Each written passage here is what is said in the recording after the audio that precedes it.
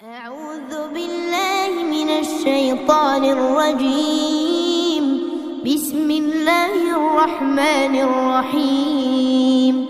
ياسين والقرآن الحكيم إنك لمن المرسلين على صراط مستقيم تنزيل العزيز الرحيم لتنذر قوما ما أنذر آباؤهم فهم غافلون. അസ്സലാമു അലൈക്കും വറഹ്മത്തുള്ളാഹി വബറകാതുഹു. ഖുർആൻ പദം 1516 ദിവസത്തിലേക്ക് എല്ലാവരെയും ഹാർദമായി സ്വാഗതം ചെയ്യുന്നു. വിശുദ്ധ ഖുർആനിലെ 36-ാമത്തെ അധ്യായമായ സൂറത്ത് യാസീനിലെ 1 മുതൽ 6 വരെയുള്ള ആയത്തുകളാണ് ഇന്ന് പഠന വിധേയമാക്കുന്നത്. ക്ലാസ് ആരംഭിക്കുന്നതിനായി ആദരണീയനായ ഡോക്ടർ എ.ഐ. വിലായത്തുള്ള സാഹിബിനെ ക്ഷണിക്കുന്നു. അസ്സലാമു അലൈക്കും വറഹ്മത്തുള്ളാഹി വബറകാതുഹു. അഊദു ബില്ലാഹി മിനശ് ശൈത്വാനിർ റജീം. ബിസ്മില്ലാഹിർ റഹ്മാനിർ റഹീം. യാസീൻ വൽ ഖുർആനിൽ ഹകീം ഇന്നക ലമിനൽ മുർസലീൻ അലാ സിറാത്തിൻ മുസ്തഖീം تنزيل العزيز الرحيم لتنذر قوما ما أنذر آباؤهم فهم غافلون. صدق الله العلي العظيم. സൂറത്ത് യാസീനിലെ ആദ്യത്തെ 6 ആയത്തുകളാണ് ഞാൻ നിങ്ങളെ കേൾപ്പിച്ചിട്ടുള്ളത്.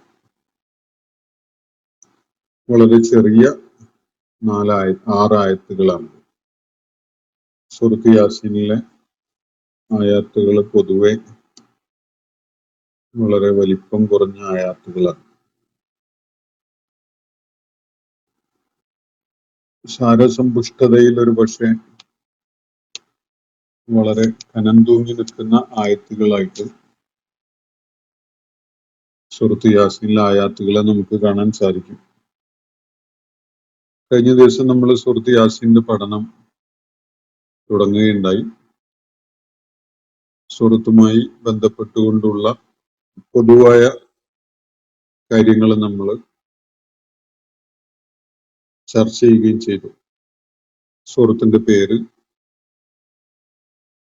ഇത് അവതരിക്കുകയുണ്ടായ കാലഘട്ടം, സൂറത്തിലെ മുഖ്യമായ പ്രതിപാദ്യ വിഷയങ്ങൾ, ഈ വക കാര്യങ്ങളാണ് നമ്മൾ കഴിഞ്ഞ ദിവസം ചർച്ച ചെയ്യുകയുണ്ടായത്.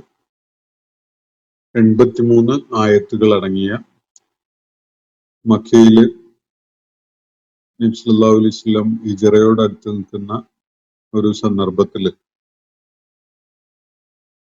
അദ്ദേഹം അതുപോലെ അനുയായികളൊക്കെ നേരിട്ടുകൊണ്ടിരുന്ന സാഹചര്യം വളരെ പ്രതികൂലമായി മാറിയ, പലായനം ചെയ്യൽ വളരെ അനിവാര്യമായി മാറിക്കൊണ്ടിരിക്കുന്ന, ദേശത്യാഗം ചെയ്ത് മക്കയിൽ നിന്ന് പോകേണ്ടി വരുന്ന ഒരു സാഹചര്യം ഒരുങ്ങിക്കൊണ്ടിരിക്കുന്ന ഘട്ടത്തിലാണ് ഈ സൂറത്തിന്റെ അവതരണം എന്ന് നമ്മൾ കാണുകയുണ്ടായി. ഖൽബുൽ ഖുർആൻ എന്നാണ് നബി സല്ലല്ലാഹു അലൈഹി വസല്ലം ഈ സൂറത്തിനെ വിശേഷിപ്പിക്കുകയുണ്ടായത്. വിശുദ്ധ ഖുർആന്റെ ഹൃദയം എന്ന നില. മനുഷ്യ മനസ്സിനെ പിടികൂടുന്ന മരവിപ്പും മൃതാവസ്ഥയും ഒക്കെ ഇല്ലാതാക്കാൻ ശക്തിയുള്ള, വളരെ ഗംഭീരമായ ആശയവും അടങ്ങിയിട്ടുള്ള സൂറത്താണ് സൂറത്ത് യാസീൻ എന്നതിനാൽ ആയിരിക്കണം നബി സല്ലല്ലാഹു അലൈഹി വസല്ലം ഈ സൂറത്ത് മരണാസന്നരായ ആളുകൾക്ക് പാരായണം ചെയ്ത് കേൾപ്പിച്ചു കൊടുക്കാനും അവർക്കത് കേട്ട് പാരായണം ചെയ്യാനൊക്കെ അവസരം ഉണ്ടാകുന്ന വിധത്തില് അവരത് കേൾപ്പിക്കാനൊക്കെ നിർദ്ദേശിച്ചിട്ടുള്ളത്. ഇഖ്റഉ സൂറത്ത് യാസീൻ അലാ മൗതാക്കും എന്ന നിർദ്ദേശം നബി സല്ലല്ലാഹു അലൈഹി വസല്ലം നൽകിയിട്ടുള്ളത് നമ്മൾ കാണുകയുണ്ടായി. ഇന്ന് സൂറത്തിന്റെ തുടക്ക ഭാഗമാണ് നമ്മൾ പഠന വിധേയമാക്കുന്നത്. കഴിഞ്ഞ ദിവസം സൂചിപ്പിച്ച പോലെ ഇതിലെ ഒന്നാമത്തെ ആയത്ത് ഇതിന്റെ തലക്കെട്ടായി തന്നെ അംഗീകരിക്കപ്പെട്ടിട്ടുള്ള യാസീൻ എന്നീ രണ്ട് അക്ഷരങ്ങളാണ്. മുഖത്താത്ത് ആണ്. യാ അറബി ഭാഷയിലെ ഒരു അക്ഷരമാണ്, സീൻ മറ്റൊരു അക്ഷരമാണ്. ഈ രണ്ട് അക്ഷരങ്ങൾ ചേർത്തുകൊണ്ട് യാസീൻ എന്ന രണ്ട് അക്ഷരങ്ങൾ കൊണ്ടാണ് ഒന്നാമത്തെ ആയത്ത് വന്നിട്ടുള്ളത്. ഈ രണ്ട് അക്ഷരങ്ങളുടെ സൂചന എന്താണ് എന്നത് പല വ്യാഖ്യാന ശ്രമങ്ങളും അത് സംബന്ധമായിട്ട് നടന്നത് കാണാൻ സാധിക്കും. അബ്ദുല്ലാഹിബ്നു അബ്ബാസ് ഉൾപ്പെടെയുള്ള അബ്ദുല്ലാഹിബ്നു അബ്ബാസ് റളിയല്ലാഹു അൻഹുമ ഉൾപ്പെടെയുള്ള ധാരാളം ആദ്യകാല ഖുർആൻ വ്യാഖ്യാതാക്കള് ഈ രണ്ടക്ഷരങ്ങളെ യാ സയ്യിദ് എന്ന നിലക്ക് ഉള്ള ഒരു പ്രയോഗത്തിന്റെ ചുരുക്കമായിട്ട് മനസ്സിലാക്കിയിട്ടുണ്ടായിട്ടുണ്ട്.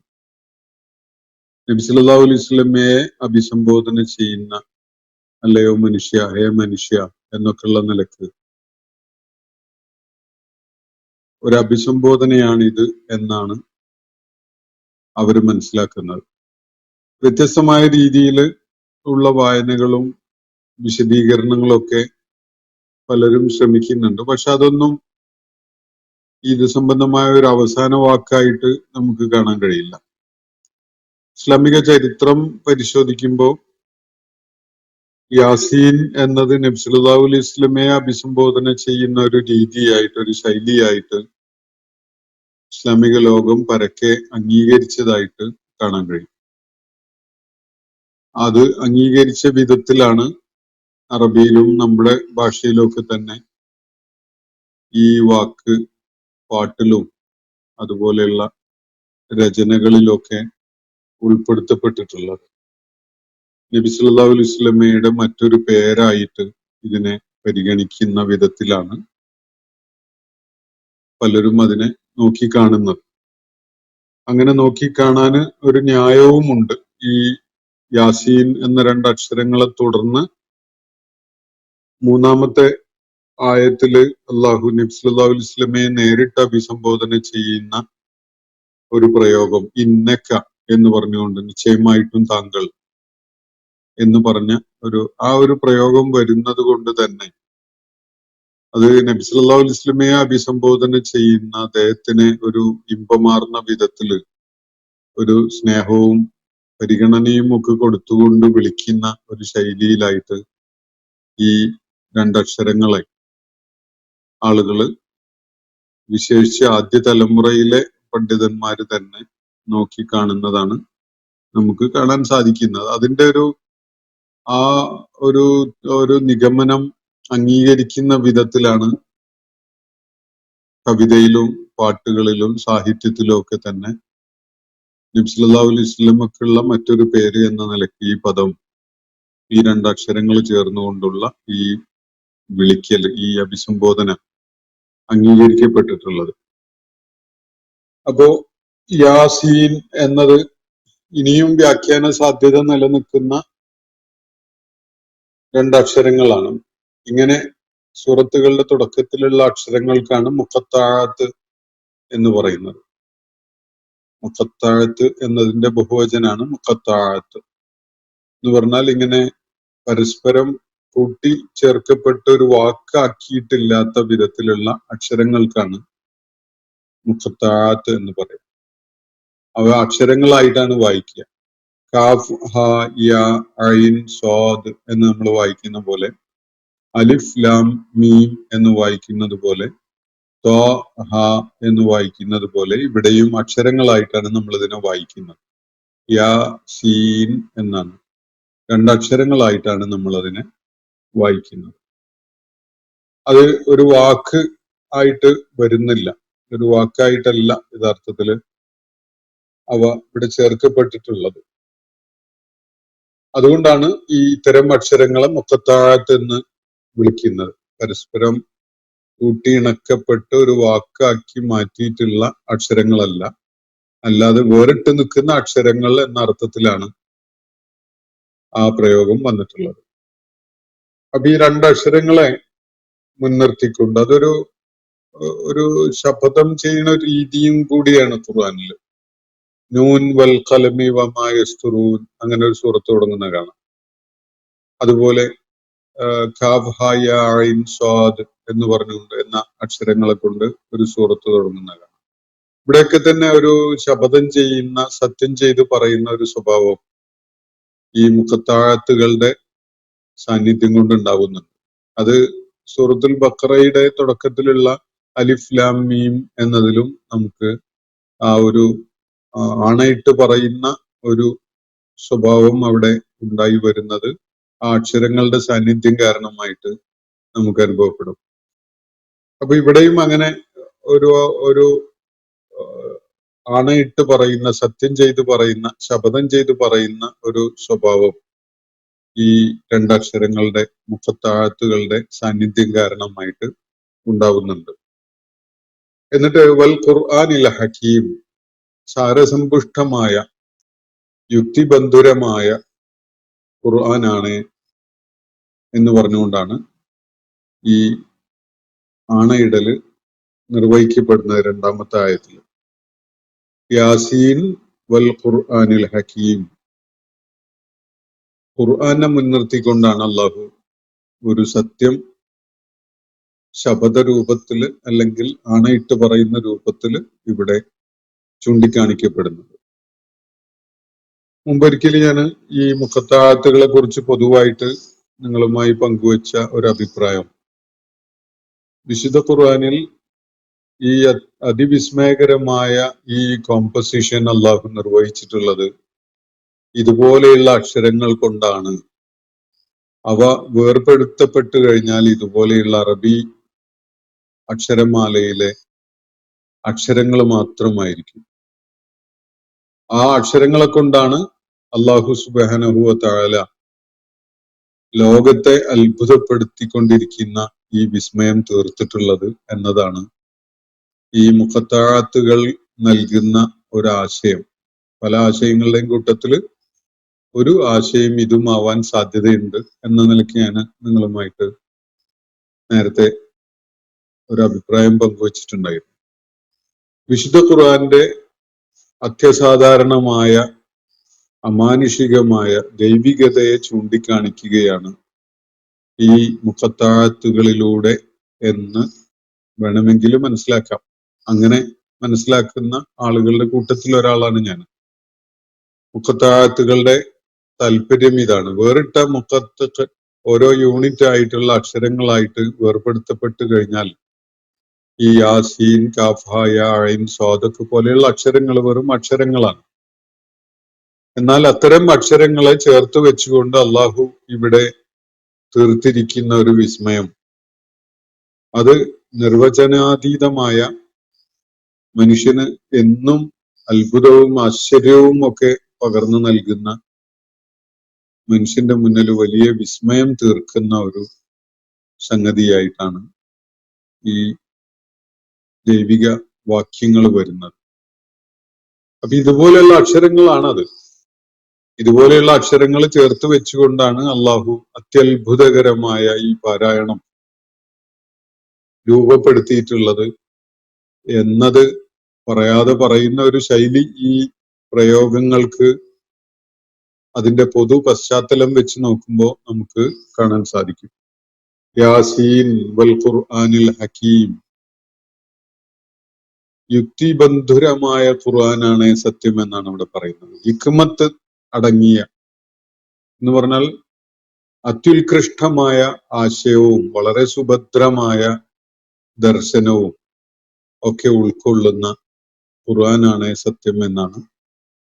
ഖുർആനെ മുൻനിർത്തിക്കൊണ്ടാണ് അള്ളാഹു സത്യം ചെയ്ത് ഒരു കാര്യം പറയുന്നത്. അത് വേറെ ഒരു സംഗതിക്കുള്ള ദൃഷ്ടാന്തമായിട്ട്, തെളിവായിട്ടാണ് അള്ളാഹു ഇവിടെ ചൂണ്ടിക്കാണിക്കുന്നത്. അതിലേക്ക് വരാം. വൽ ഖുർആനിൽ ഹക്കീം, ഇവിടെ ഖുർആനെ ചൂണ്ടിക്കാണിക്കുന്നു. എന്നിട്ട് അതിന്റെ സാരസമ്പുഷ്ടതയെ അതിന്റെ അർത്ഥഗാംഭീര്യത്തെ, അതിലടങ്ങിയിട്ടുള്ള യുക്തിബന്ധുരമായ, അതിന്റെ തുല്യതയില്ലാത്ത വിധത്തിലുള്ള അതിന്റെ ആശയ മികവ്, ഇതാണ് അള്ളാഹു ഇവിടെ പ്രത്യേകം എടുത്തു പറയുന്നത്. മനുഷ്യന്റെ രചനയിൽ നിങ്ങൾ എത്ര പരിശ്രമിച്ചാലും ഇത്ര സുഭദ്രമായ ഒരു ഹിക്മത്ത് കാണാൻ കഴിയില്ല. മനുഷ്യന്റെ ഓരോ അട്ടറൻസിലും, മനുഷ്യൻ എഴുതുന്നതോ പറയുന്നതോ ആയ ഓരോ അട്ടറൻസിലും മനുഷ്യന്റെ ബുദ്ധിപരമായ, ചിന്താപരമായ, ജ്ഞാനപരമായ പരിമിതി വെളിപ്പെട്ടുകൊണ്ടേയിരിക്കും. ഏത് മനുഷ്യന്റെ ഏത് രൂപത്തിലുള്ള രചനയാണെങ്കിലും അത് വാച ഉള്ള ഒരു സംസാരമാണ്, അല്ലെങ്കിൽ പേന കൊണ്ട് എഴുതി തയ്യാറാക്കിയതാണ്. എന്തായാലും അതിൽ മനുഷ്യന്റെ ചിന്താപരമായ, ബുദ്ധിപരമായ, യുക്തിപരമായ, ജ്ഞാനപരമായ പരിമിതി അതിൽ നിഴലിച്ചുകൊണ്ടേയിരിക്കും. കാലങ്ങൾ പിന്നിടുമ്പോ പലതും വലിയ വൈരുദ്ധ്യമുള്ളതായിട്ട് കാണാൻ കഴിയും. ആശയപരമായി അത് കാലഹരണപ്പെട്ടു പോയി എന്നത് അനുഭവപ്പെടും. അതിന്റെ ബുദ്ധിപരവും ചിന്താപരവും അതുപോലെ കാലം തീർത്തതുമായ പരിമിതികൾ വെളിപ്പെട്ടുകൊണ്ടേയിരിക്കും മനുഷ്യന്റെ രചനയാണെങ്കിലും. എന്നാൽ അള്ളാഹുവിന്റെ രചന, അള്ളാഹുവിന്റെ കലാം, അള്ളാഹുവിന്റെ ആയാത്തുകൾ, അതിന്റെ ദൈവികത നാൾക്ക് നാൾ കൂടുതലായിട്ട് വെളിപ്പെടുകയാണ് ഉണ്ടാവുക. നാൾക്ക് നാൾ അതിന്റെ ഹിക്മത്തിന്റെ അർത്ഥവ്യാപ്തി നമുക്ക് ഓരോ ദിവസവും വർദ്ധിച്ച തോതിൽ ഉൾക്കൊള്ളാൻ കഴിയുന്ന അവസ്ഥയാണ് ഉണ്ടാവുക. ഏത് ആയത്തും സൂക്ഷ്മമായി പരിശോധിച്ചാൽ പിന്നിട്ട 15 നൂറ്റാണ്ടുകൾക്കുള്ളിലായിട്ട് അതിന്റെ ആശയതലം എത്രത്തോളം വികാസം പ്രാപിച്ചു, വികാസം നേടി എന്നത് നമുക്ക് പരിശോധിക്കാൻ സാധിക്കും. നമ്മളെ വിസ്മയിപ്പിക്കുകയും ചെയ്യും. അതാണ് വിശുദ്ധ ഖുർആന്റെ ഹിക്മത്തിനെ അള്ളാഹുവിടെ പരാമർശിക്കുന്നതിലെ ഒരു പ്രാധാന്യം എന്നത് ഞാൻ മനസ്സിലാക്കുകയാണ്. വൽ ഖുർആനിൽ ഹക്കീം, സാരസമ്പുഷ്ടമായ, അർത്ഥഗാംഭീര്യമുള്ള, യുക്തിബന്ധുരമായ ഈ ഖുർആനാണ് സത്യം എന്നാണ് അള്ളാഹുവിടെ പറയുന്നത്. അപ്പൊ ഖുർആൻ ഇവിടെ പറയാൻ പോകുന്ന ഒരു കാര്യത്തിനുള്ള സാക്ഷ്യമാണ്. ഒരിക്കലും തന്നെ മനുഷ്യഭാവനയിൽ രൂപപ്പെടുകയില്ലാത്ത, ഒരിക്കലും തന്നെ മനുഷ്യന് പരസ്പരം സഹായിച്ചുകൊണ്ട് പോലും രചിക്കാൻ കഴിയാത്ത അത്യസാധാരണത്വമുള്ള ഒരു രചനയാണ് ഖുർആനിലെ ആയാത്തുകൾ എന്നത് അത് പരിശോധിക്കുന്ന ഏവർക്കും ബോധ്യപ്പെടുന്ന ഒരു കാര്യമാണ്. അപ്പൊ ആ ഒരു കാര്യം മുൻനിർത്തിക്കൊണ്ടാണ് വിശുദ്ധ ഖുർആന്റെ അതിമഹത്തരമായ ആ യുക്തിഭദ്രതയെ, അല്ലെങ്കിൽ അതിന്റെ ആശയസമ്പുഷ്ടതയെ, അതിന്റെ ദാർശനിക മികവിനെ മുൻനിർത്തിക്കൊണ്ടും ചൂണ്ടിക്കാണിച്ചുകൊണ്ടുമാണ് അള്ളാഹു ഈ 3-ാമത്തെ ആയത്തിലെ പ്രസ്താവന നടത്തുന്നത്. ഇന്നക ലമിനൽ മുർസലീൻ. 3-ാമത്തെ ആയത്തിലെ പ്രസ്താവന ഇതാണ്. മുഹമ്മദ് നബി സല്ലല്ലാഹു അലൈഹി വസല്ലമിനോട് നേരിട്ട് പറയുകയാണ്, പ്രവാചകരെ, താങ്കൾ ദൈവിക ദൂതന്മാരിൽ പെട്ടവനാണ്. തീർച്ചയായിട്ടും താങ്കൾ ദൈവിക ദൂതന്മാരിൽ പെട്ടവനാണ്. അത് വിശുദ്ധ ഖുർആന്റെ സുഭദ്രതയെ, അതിന്റെ സാരസമ്പുഷ്ടതയെ, യുക്തിബന്ധുരമായ അതിന്റെ അവസ്ഥയെ ചൂണ്ടിക്കാണിച്ചുകൊണ്ടാണ് അള്ളാഹു ഈ ഒരു പ്രസ്താവന നടത്തുന്നത്. അള്ളാഹുവിന്റെ പ്രവാചകനാണ്, പ്രവാചകന്മാരിൽ ഒരാളാണ് മുഹമ്മദ് നബി സല്ലല്ലാഹു അലൈഹി വസല്ലം എന്നത് അള്ളാഹ് സാക്ഷ്യപ്പെടുത്തുന്നത്. അതിനുള്ള തെളിവും ദൃഷ്ടാന്തവുമായിട്ട് ചൂണ്ടിക്കാണിക്കുന്നത് ഈ സാരസമ്പുഷ്ടമായ ഖുർആനെയാണ്. എന്ന് പറഞ്ഞാൽ ഈ ഖുർആൻ മുഹമ്മദ് നബി സല്ലല്ലാഹു അലൈഹി വസല്ലം നിങ്ങളെ കേൾപ്പിച്ചുകൊണ്ടിരിക്കുകയാണല്ലോ. ഒരിക്കലും തന്നെ ഒരു മനുഷ്യന് രചിച്ചുകൊണ്ട് നിങ്ങളെ കേൾപ്പിക്കാൻ കഴിയുന്ന ഒരു കാര്യമല്ല ഈ ആയാത്തുകൾ. അത് തന്നെയാണ് താങ്കൾ അള്ളാഹുവിന്റെ ദൂതന്മാരിൽപ്പെട്ടവനാണ് എന്നതിനുള്ള ഏറ്റവും വലിയ തെളിവ് എന്നതാണ് അള്ളാഹു ഇവിടെ വ്യക്തമാക്കുന്നത്. ഈ ഖുർആനാണ് സാരസമ്പുഷ്ടമായ അർത്ഥഗാംഭീര്യമുള്ള യുക്തിഭദ്രമായ ഈ ഖുർആനാണ് താങ്കൾ അള്ളാഹുവിന്റെ ദൂതനാണ് എന്നതിന് ഏറ്റവും പ്രത്യക്ഷത്തിലുള്ള തെളിവ് എന്നതാണ് ഇവിടെ അള്ളാഹു പറയുന്ന കാര്യം. ഇന്നക, നിശ്ചയമായിട്ടും താങ്കൾ, നിശ്ചയമായിട്ടും നീ. പലയിടത്തും ഇതൊരു ആശയക്കുഴപ്പം മലയാളത്തിൽ വിവർത്തനം ചെയ്യുമ്പോൾ ഉണ്ടാവാറുണ്ട്. താങ്കൾ എന്നത് ബഹുമാനമില്ലായ്കയാണോ, അല്ല നമ്മൾ ബഹുമാനം ചേർത്ത് പറയുന്നത് അനുചിതമാണോ, അതല്ല നീ എന്ന് പറയുമ്പോൾ അത് നബി സല്ലല്ലാഹു അലൈഹി വസല്ലമയെ പരാമർശിക്കുന്നത് ഒരു തെറ്റായ ഒരു സംഗതിയാണോ എന്നൊക്കെ. ഇത് മലയാള ഭാഷയുടെ ഒരു പരിമിതി കാരണമായിട്ട് രൂപപ്പെട്ടു വന്നിട്ടുള്ള ഒരു നമ്മളെ മനസ്സിന് അസ്വസ്ഥത ഉണ്ടാക്കുന്ന ഒരു കാര്യമാണ്. ഞാൻ അതിന്റെ വിശദാംശങ്ങളിലേക്കൊന്നും പോകുന്നില്ല. ഇവിടെ അഭിസംബോധന ചെയ്യുന്നത് അള്ളാഹുവാണ്, അള്ളാഹുവിന്റെ പ്രവാചകനോടാണ് എന്നതുകൊണ്ട് തന്നെ അത് നീ എന്ന് അതിനെ വിവർത്തനം ചെയ്യുന്നതിൽ പ്രശ്നമൊന്നുമില്ല. പക്ഷെ പറയുന്നത് നമ്മളാണല്ലോ, ഉറക്കെ കേൾപ്പിക്കുന്നത് നമ്മളാണല്ലോ എന്നതുകൊണ്ട് പലപ്പോഴും നമുക്ക് അതിലൊരു അസ്വസ്ഥത അനുഭവപ്പെടും. അത് ഭാഷാപരമായ ഒരു പരിമിതി കാരണമായിട്ടുള്ള ഒരു പ്രശ്നമാണ്.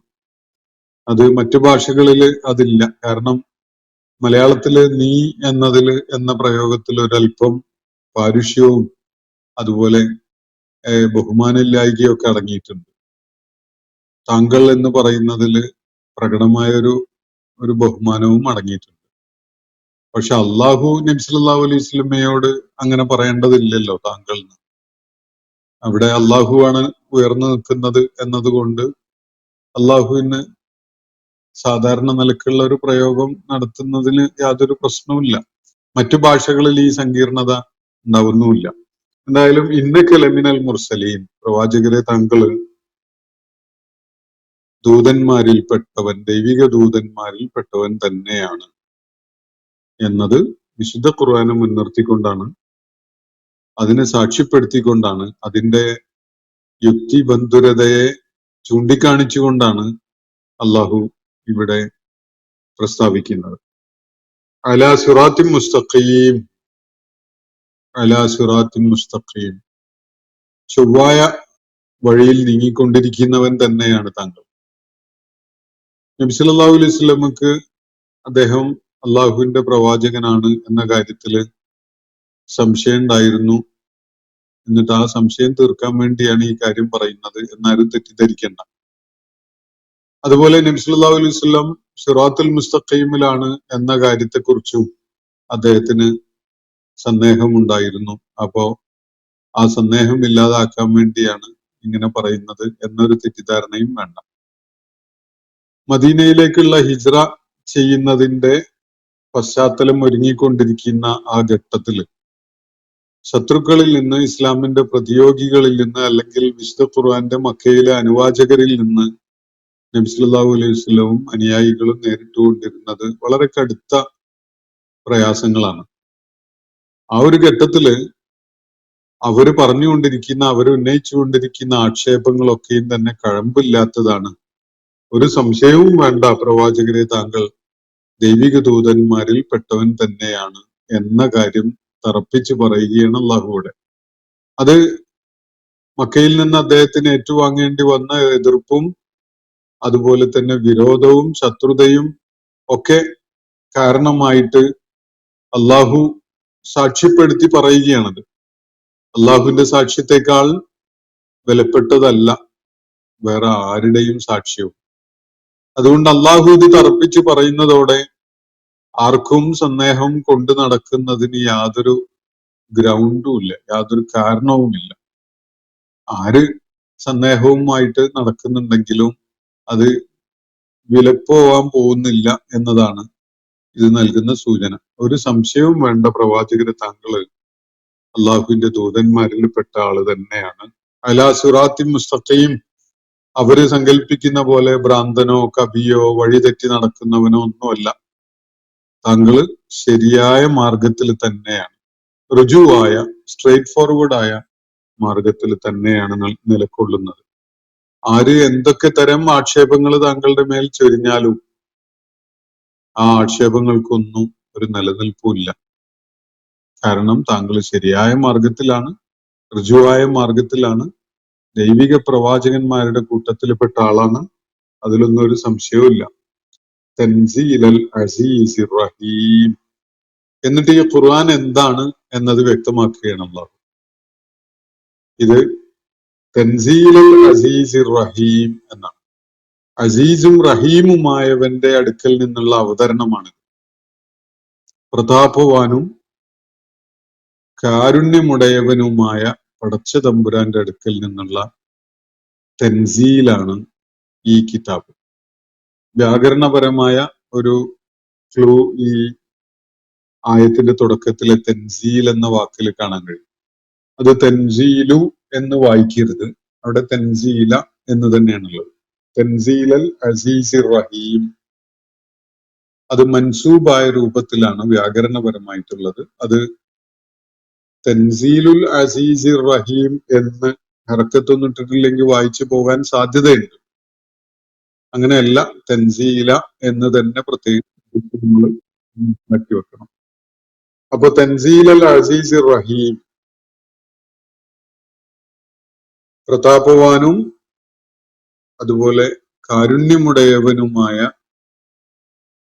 അള്ളാഹുവിന്റെ അവതരണമാണിത്, അള്ളാഹുവിന്റെ അടുക്കൽ നിന്നുള്ള അവതരണമാണിത് എന്ന നിലക്കാണ് വിശുദ്ധ ഖുർആനെ അള്ളാഹുവിടെ പരിചയപ്പെടുത്തുന്നത്. ഈ തൻസീലാണ് എന്നതില് പല ഘട്ടങ്ങളിലായി കുറേശ്ശെ അപ്പപ്പോഴായി അവതരിപ്പിക്കപ്പെട്ട ആയാത്തുകൾ എന്നൊരർത്ഥ സൂചനയും അടങ്ങിയിട്ടുണ്ട് ആ പ്രയോഗത്തിൽ. ഒറ്റയടിക്ക് ഒരു പുസ്തക രൂപത്തിൽ അങ്ങ് എറിഞ്ഞു തന്നതല്ല. പല ഘട്ടങ്ങളിലായി സന്ദർഭങ്ങളുടെ ആവശ്യം പരിഗണിച്ചുകൊണ്ട് അവതരിപ്പിക്കപ്പെട്ടതാണ് ഈ ദൈവിക ഗ്രന്ഥത്തിലെ ആയാത്തുകൾ. അത് അതിപ്രതാപവാനായ അസീസായ അള്ളാഹുവിങ്കിൽ നിന്നുള്ള അവതരണമാണ്. അതിന് അങ്ങനെ ഒരു ദൂതനെ നിയോഗിച്ചയക്കാനും നിത്യവിസ്മയമായ ഒരു ഗ്രന്ഥം അദ്ദേഹത്തിന് തൻസീലായി നൽകാനും കഴിയുന്ന അജയ്യനാണ് അള്ളാഹു. അള്ളാഹുവിന്റെ അജയ്യതയാണ് ഈ ഖുർആൻ സൂചിപ്പിക്കുന്ന ഒരു കാര്യം. അതോടൊപ്പം തന്നെ അള്ളാഹുവിന്റെ റഹ്മത്തുമാണ്. വിശുദ്ധ ഖുർആൻ എന്ന അതിഗംഭീരമായ, ഒരാൾക്കും തോൽപ്പിക്കാൻ കഴിയാത്ത ഒരു സംഗതി അവതരിപ്പിച്ച അള്ളാഹുവിന്റെ അജയ്യതയാണ് ഇവിടെ ചൂണ്ടിക്കാണിക്കപ്പെടുന്നത്. പിന്നിട്ട 15 നൂറ്റാണ്ടുകൾ വിശുദ്ധ ഖുർആൻ ലോകത്തിന്റെ മുന്നിൽ ഒരു പ്രതിയോഗിയുടെയും ആക്ഷേപകന്റെയും വിമർശകന്റെയും വിമർശനത്തിന് മുന്നിൽ വിശുദ്ധ ഖുർആൻ പതറിപ്പോയിട്ടില്ല. ഏത് ദർശനവും കണ്ടെത്തലും ചിന്തയും ശാസ്ത്ര നിഗമനവും വിശുദ്ധ ഖുർആന്റെ മുന്നിൽ മയപ്പെടുക മാത്രമാണ് ചെയ്തിട്ടുള്ളത്. അതിന്റെ പരിമിതികളെ വെളിപ്പെടുത്തുക മാത്രമാണ് ചെയ്തിട്ടുള്ളത്. വിശുദ്ധ ഖുർആന്റെ മുന്നിൽ, അതിന്റെ ഇസ്സത്തിന്റെ മുന്നിൽ മറ്റുള്ളവര് മയപ്പെട്ട് തോൽവി സമ്മതിക്കുക എന്നതല്ലാതെ ഒരു സംഗതിയുടെയും മുന്നിൽ വിശുദ്ധ ഖുർആൻ തോറ്റ് പത്തിമടക്കുന്ന ഒരു കാഴ്ച പിന്നിട്ട 15 നൂറ്റാണ്ടുകൾക്കിടയിൽ നമുക്ക് കാണാൻ പറ്റിയിട്ടില്ല. ഇനി അങ്ങോട്ട് സാധ്യതയും ഇല്ല. അള്ളാഹുവിന്റെ ഇസ്സത്താണ് വിശുദ്ധ ഖുർആനിലൂടെ വെളിപ്പെട്ടുകൊണ്ടേയിരിക്കുന്നത്. അത്രയും സുഭദ്രമായ, യുക്തിബന്ധരമായ കാര്യമാണ് വിശുദ്ധ ഖുർആനിലൂടെ അള്ളാഹു വെളിപ്പെടുത്തി തന്നിട്ടുള്ളത്. അതിന് തോറ്റുപോകുന്ന, അജയ്യനല്ല എന്ന് പറയാൻ കാരണമാകുന്ന ഒരു അനുഭവവും ഉണ്ടാവില്ല. അതേ സമയത്ത് അത് റഹ്മത്തുമാണ്. മനുഷ്യരാശിയെ സംബന്ധിച്ചിടത്തോളം ഈ കിതാബ് ദൈവികമായിട്ട് പകർന്നു നൽകപ്പെട്ട അവരുടെ ജീവിതത്തെ അർത്ഥപൂർണമാക്കുന്ന ദൈവിക കാരുണ്യമാണ്.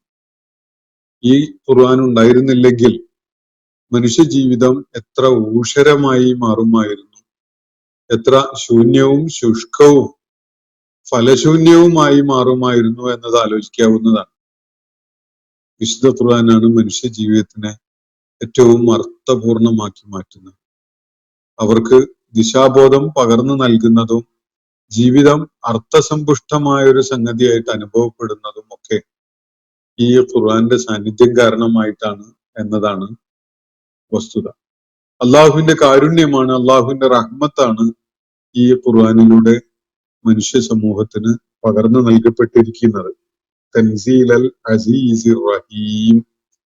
അപ്പൊ ഇതിന്റെ ഏറ്റവും സുഭദ്രമായ, ഏറ്റവും യുക്തിബന്ധുരമായ ആ മഹത്വം, അത് അള്ളാഹുവിന്റെ ഇസ്സത്ത് പ്രകടിപ്പിക്കുന്ന വിധത്തിലുള്ളതാണ്. ഖുർആൻ ആരുടെ മുന്നിലും തോറ്റുപോകില്ല. ധൈര്യത്തില് ഖുർആന് വേണ്ടി നിലകൊള്ളാം.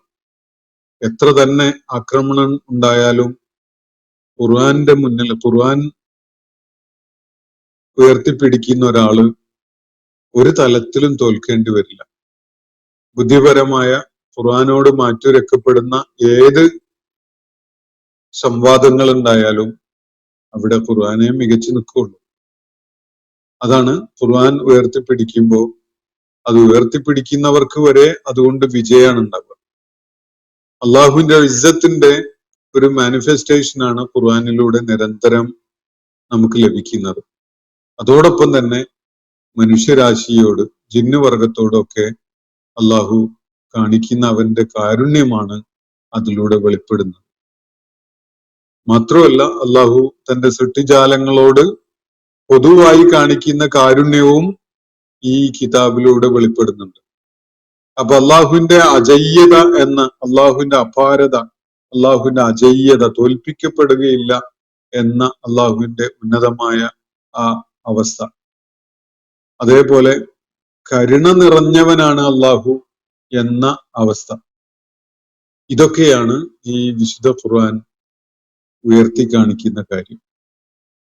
അപ്പൊ ഈ ഖുർആനാണ് സാക്ഷ്യമായിട്ട് അള്ളാഹു ഇവിടെ എടുത്തു പറയുന്നത്. എന്തിന്?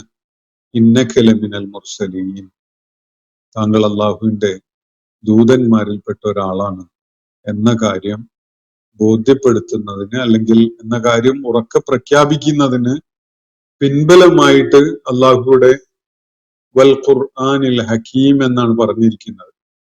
ആ ഖുർആനുൽ ഹക്കീം എന്നത്, അൽ ഖുർആനുൽ ഹക്കീം എന്നത് ഈ വിധത്തില് അള്ളാഹുവിന്റെ പ്രവാചകന്റെ പ്രവാചകത്വത്തിനുള്ള സാക്ഷ്യമാവുന്നത് അത് ഇസ്സത്തും റഹ്മത്തും ഉടയവനായ അള്ളാഹു അവതരിപ്പിച്ചതാണ് എന്നതുകൊണ്ടുകൂടിയാണ്. ഈ ഒരു കാര്യമാണ് ഇവിടെ വ്യക്തമാക്കപ്പെടുന്നത്. എന്തിനാണിത് അള്ളാഹു അവതരിപ്പിച്ചിരിക്കുന്നത്?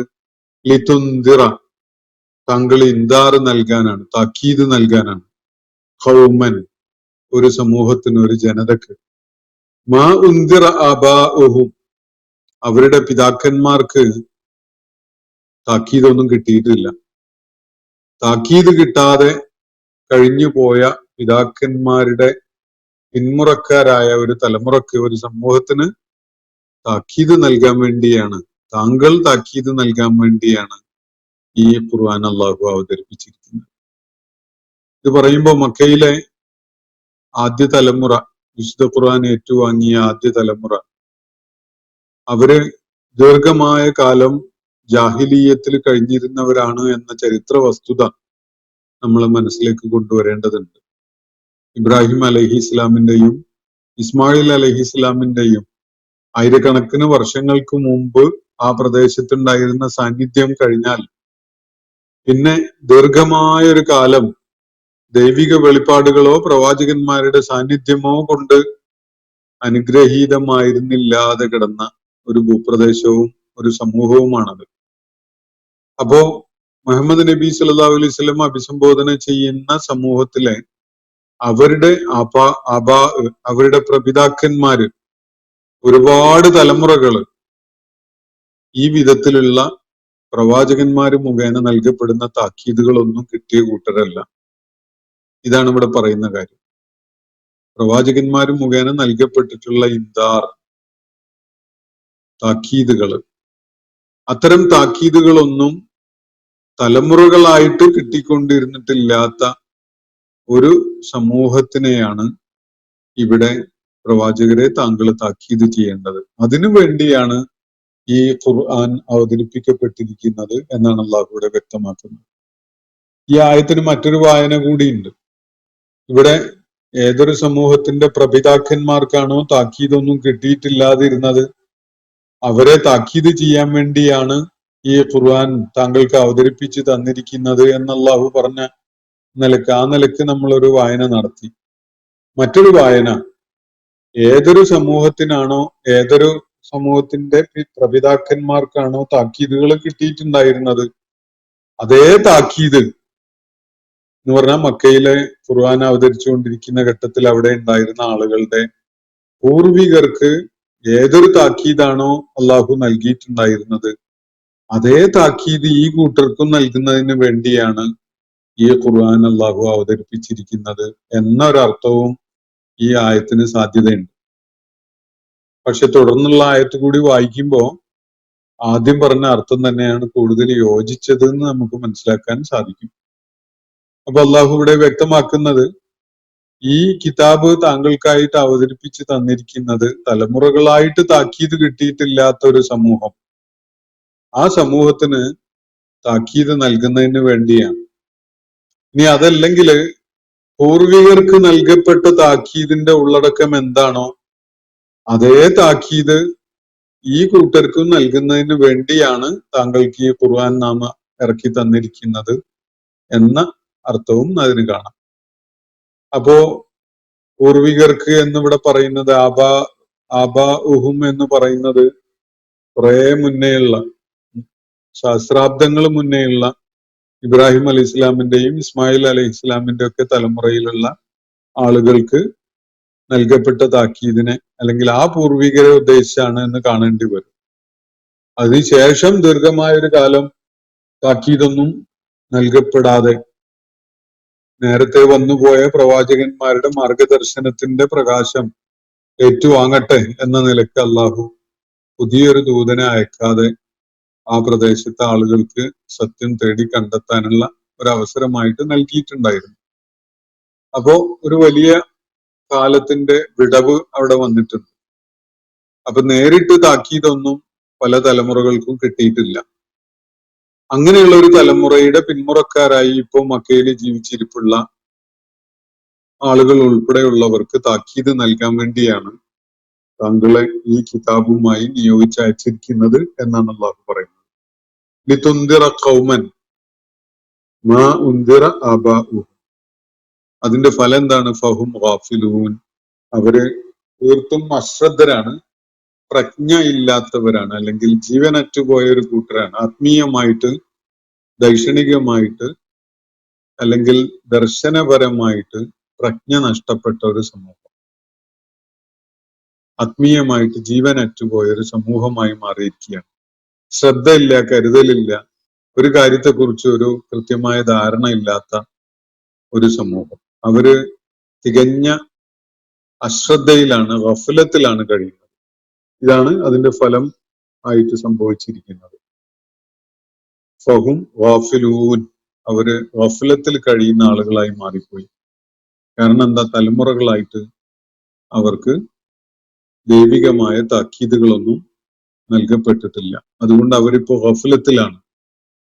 അപ്പോ ഞാൻ നേരത്തെ പറഞ്ഞ ആദ്യത്തെ വായനയാണ് കൂടുതൽ അപ്രോപ്രിയേറ്റ് എന്ന് മനസ്സിലാക്കാൻ നമുക്ക് ഈ ഫഹും ഗാഫിലൂൻ എന്നതുകൂടി അതിനോട് ചേർത്ത് വെച്ചാല് കൂടുതൽ സാധ്യത അതാണെന്ന് മനസ്സിലാവും. അപ്പോ തലമുറകളായിട്ട് താക്കീതൊന്നും നൽകപ്പെട്ടിട്ടില്ലാത്ത ഒരു സമൂഹത്തിലേക്ക് താക്കീതുകാരൻ എന്ന നിലക്ക് കടന്നു ചെല്ലാൻ വേണ്ടിയാണ് താങ്കൾക്ക് ഈ ഖുർആൻ നാം അവതരിപ്പിച്ച് തന്നിരിക്കുന്നത്. അങ്ങനെയുള്ള താക്കീതൊന്നും കിട്ടാതിരുന്നത് കൊണ്ട് അവര് വലിയ അശ്രദ്ധയിലും പ്രജ്ഞാശൂന്യതയിലുമായിട്ടാണ് ദീർഘമായൊരു കാലമായിട്ട് കഴിഞ്ഞുകൊണ്ടിരിക്കുന്നത് എന്നുകൂടി അള്ളാഹു പറഞ്ഞു വെക്കുകയാണ്. ഫഹും ഗാഫിലൂൻ എന്ന്. ഇന്നത്തെ സെഷൻ ഇവിടെ അവസാനിക്കുകയാണ്. സൂറത്ത് യാസീനിലെ 1 മുതൽ 6 വരെയുള്ള ആയത്തുകളാണ് നമ്മൾ ഇന്ന് പഠന വിധേയമാക്കിയിട്ടുള്ളത്. അള്ളാഹു നമ്മെ എല്ലാവരെയും അനുഗ്രഹിക്കുമാറാവട്ടെ. വാഖിർ ദഅവാന അനിൽ ഹംദുലില്ലാഹി റബ്ബിൽ ആലമീൻ. അസ്സലാമു അലൈക്കും വറഹ്മത്തുള്ളാഹി വബറകാതുഹു. ഇന്നത്തെ ഖുർആൻ പദം ഇവിടെ സമാപിക്കുന്നു. ഖുർആൻ പഠനത്തിൽ പങ്കെടുത്ത എല്ലാവർക്കും അല്ലാഹു അർഹമായ പ്രതിഫലം നൽകി അനുഗ്രഹിക്കട്ടെ. വആഖിർ ദഅവാനാ അനിൽ ഹംദുലില്ലാഹി റബ്ബിൽ ആലമീൻ. അസ്സലാമു അലൈക്കും വറഹ്മത്തുള്ളാഹി വബറകാതുഹു.